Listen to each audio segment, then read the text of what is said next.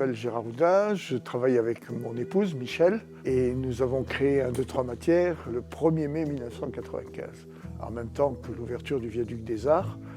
Et nous avons profité de cette opportunité pour pouvoir monter une structure de peintres décorateurs.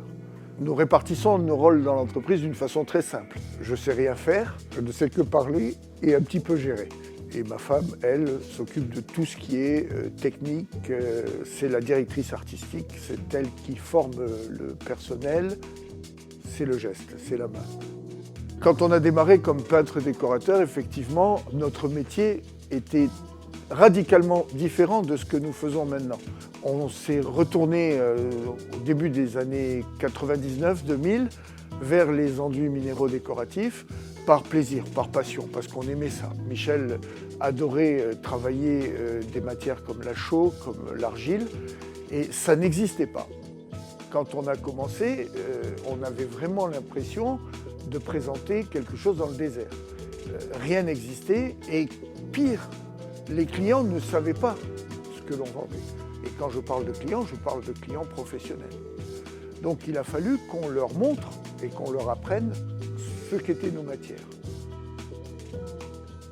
Au niveau de l'apprentissage, c'est simple. Pour rentrer dans une filière d'apprentissage, il faut qu'il y ait un centre de formation pour apprentis. Il faut qu'il y ait un CFA. Il n'y a pas de CFA dans notre métier.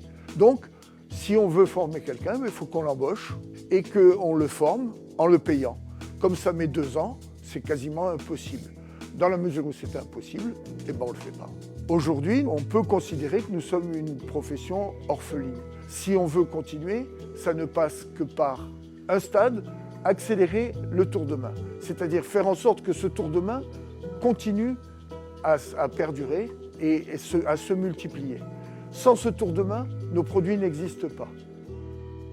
Du geste de l'artisan, entre guillemets, traditionnel, vers le geste industriel à la façon seau sorti d'un grand magasin et application par tout un chacun, pourvu que ce soit facile à poser, il y a une différence fondamentale, c'est la beauté du produit.